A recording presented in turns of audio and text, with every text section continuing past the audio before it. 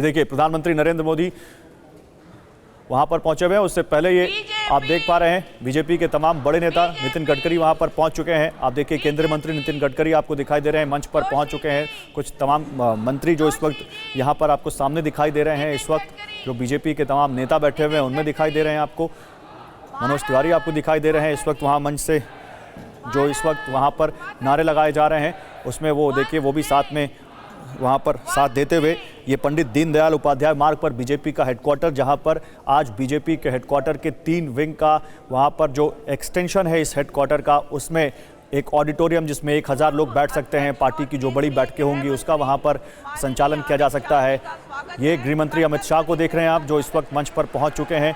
इसके अलावा रिहायशी कॉम्प्लेक्स जो वहाँ पर महासचिव स्तर के या मंत्री स्तर के जो संगठन कार्यकर्ता होंगे उनको वहाँ पर रहने के लिए वहाँ पर आवास आवंटित किए जाएंगे। मुरली मनोहर जोशी को आप देख पा रहे हैं, बीजेपी के प्रोधा इस वक्त वहाँ पर जो बैठे हुए हैं मंच पर। और इसके अलावा एक रिसर्च के कामकाज के लिए भी वहाँ पर एक विंग बनाया गया है जिसका वहाँ पर आज उद्घाटन होगा। ये बीजेपी मुख्यालय से लाइव।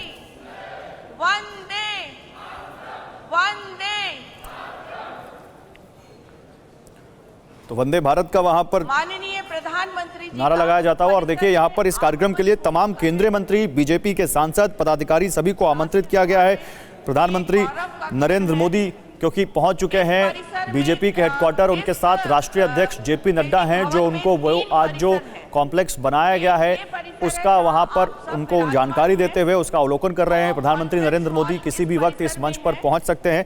ये तस्वीरें उसी मंच की हैं जहां से अभी प्रधानमंत्री नरेंद्र मोदी को आप देख पाएंगे। केंद्रीय गृह मंत्री अमित शाह पहुंच चुके हैं, मुरली मनोहर जोशी वहां पर आपको दिखाई दे रहे हैं तस्वीरों में। इसके अलावा वहां पर केंद्रीय मंत्री नितिन गडकरी पहुंच चुके हैं। ये तस्वीरें देखिए प्रधानमंत्री की आ चुकी हैं।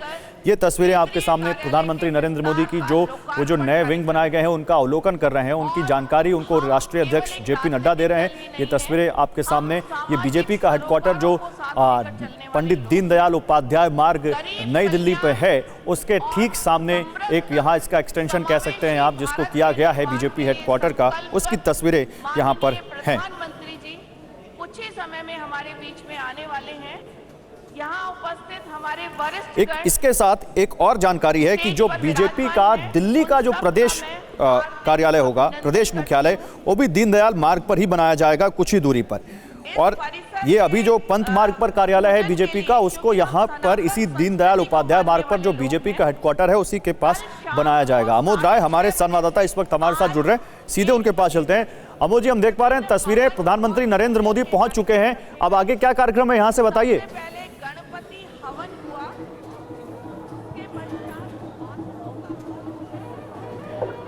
देखिए प्रधानमंत्री अभी गए हैं मुख्य बिल्डिंग में और यहाँ बताया जा रहा है कि वो 1-2 कमरों को देखेंगे, निरीक्षण करेंगे कि कैसा बना है।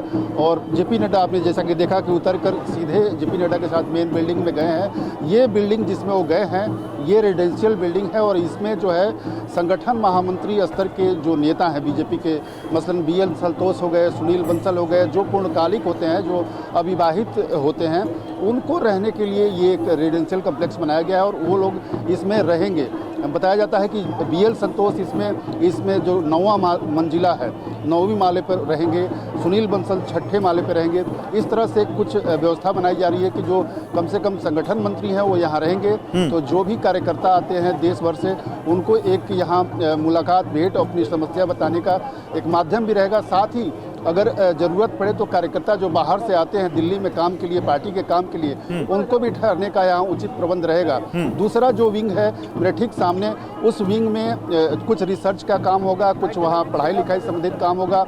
और मेरे ठीक दाहिनी तरफ मैं आपको दिखाऊं कि ये है वो ऑडिटोरियम जिसकी कैपेसिटी लगभग 1100 बताई जा रही है। इस ऑडिटोरियम में पार्टी के कोई भी बड़े कार्यक्रम को किया जा सकता है। यानी कि मान लीजिए कि पार्टी का अगर कार्यकारिणी की बैठक भी बुलानी है तो पार्टी को कहीं और जाने की जरूरत नहीं पड़ेगी, इसी बिल्डिंग के अंदर, इसी ऑडिटोरियम के अंदर किया जा सकता है। तो बीजेपी ने एक मुकम्मल अपना एक प्लान चॉकआउट कर लिया है कि अब उसको कभी भी कोई बड़ी बैठक करनी हो तो यहीं से किया जा सकता है। प्रधानमंत्री आज आए हैं, अभी अंदर तो गए हैं। 5 साल पहले जब ये हेडक्वार्टर बना था बीजेपी का, अमोद जी, फरवरी 2018 में जब इसका उद्घाटन हुआ था, तब कहा गया था कि तमाम आधुनिक सुविधाओं से लैस है ये बीजेपी का हेडक्वार्टर और यहां पर तमाम तरह की चीजें बड़ी वैज्ञानिक तरीके से बनाई गई हैं। तो आज जिन 3 विंग की हम बात कर रहे हैं उनमें भी इनका खास ख्याल रखा गया है।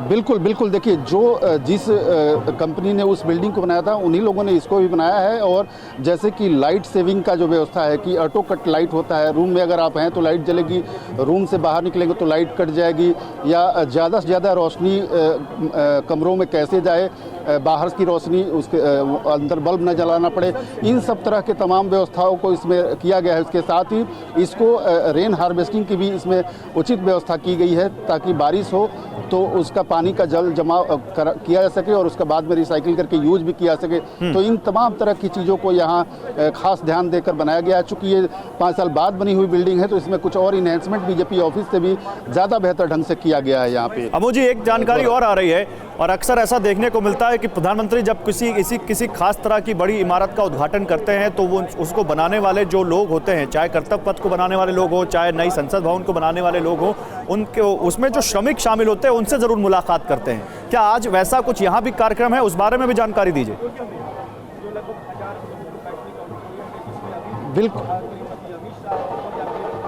बिल्कुल गौरव, देखिए प्रधानमंत्री यहाँ भी उन श्रमिकों से मिलेंगे। वो श्रमिक बैठे हुए हैं, मैं आपको दिखाने की कोशिश करूँगा कि वो श्रमिक देखिए एक किनारे पे बैठे हुए हैं, वहाँ 2 बीच में कुर्सियाँ लगी हुई हैं और उन्हीं कुर्सियों पर आकर बीजेपी अध्यक्ष जेपी नड्डा और प्रधानमंत्री दोनों बैठेंगे। आप देख सकते हैं कि उनके बगल में कैसे श्रमिक सारे खड़े हुए हैं और पीछे कुछ कतार में बैठे हुए हैं। प्रधानमंत्री का इंतजार हो रहा है, प्रधानमंत्री आएंगे और उनके साथ तस्वीर भी खिंचाएंगे। प्रधानमंत्री का जो हमेशा से ये फलसफा रहा है कि जो भी कोई निर्माण कार्य होता है और वहाँ जाते हैं तो उसके निर्माण कार्य में लगे हुए जो भी श्रमिक हैं उनके साथ बैठना, उनके साथ इंटरेक्ट करना, उनके साथ फोटो खिंचवाना और उनकी हौसला अफजाई करना, वो इस बात का विशेष ख्याल रखते हैं और यहाँ भी इसका विशेष ख्याल रखा गया है। और वो आप देख सकते हैं कि किस तरह से श्रमिक इंतजार कर रहे हैं अपने प्रधानमंत्री का कि आएंगे और वहाँ बैठकर तस्वीर खिंचाएंगे। प्रधानमंत्री जब भी पब्लिक कनेक्ट का मौका मिलता है तो जरूर करते हैं, चूकते नहीं हैं। और इसी क्रम में चूंकि ये मैसेज बड़ा होता है कि कोई काम बड़ा छोटा नहीं होता है, कोई श्रमिक है तो छोटा नहीं है, उसका काम बड़ा है। चूंकि इतने बड़े बिल्डिंग का निर्माण किया जा रहा है और इस बिल्डिंग में रहने वाले लोगों का काम जो है वो देश पे असर डालेगा, लिहाजा इसके निर्माणकर्ता के रूप में जो लोग इसमें शामिल थे उनको भी सम्मान होना चाहिए, उनका भी सम्मान होना चाहिए, उनको भी हौसला बजाई की जानी चाहिए। और इसी लिहाज से प्रधानमंत्री ये काम करते हैं और थोड़ी देर में प्रधानमंत्री आएंगे और यहाँ बिल्डिंग के बाहर आप देख सकते हैं ऑडिटोरियम के ठीक बगल में जो बैठे हुए मजदूर, जो श्रमिक, जो काम करने वाले, उन सबको जाएंगे और उनसे बातचीत करेंगे, इंटरेक्ट करेंगे और वहीं पे तस्वीर भी खिंचवाएंगे। प्रधानमंत्री, मैं आपको बताऊं कि निकल रहे हैं बीजेपी के मुख्य बिल्डिंग, जो रेजिडेंशियल बिल्डिंग बनी है उससे बाहर निकल रहे हैं और मेरे ख्याल से सीधे वो उन श्रमिकों के पास ही जाएंगे। मैं तस्वीरें दिखाने की कोशिश करूंगा आपको कि प्रधानमंत्री अब निकल गए, जेपी नड्डा भी उनके साथ निकल रहे हैं और दोनों ही लोग जा रहे हैं उन श्रमिकों के पास जो वहाँ बैठकर इंतजार कर रहे हैं प्रधानमंत्री का कि आएँ और उनकी तस्वीर उनके साथ हो, उनसे बातचीत करें, क्योंकि काफ़ी देर से वो श्रमिक इंतजार कर रहे हैं प्रधानमंत्री का।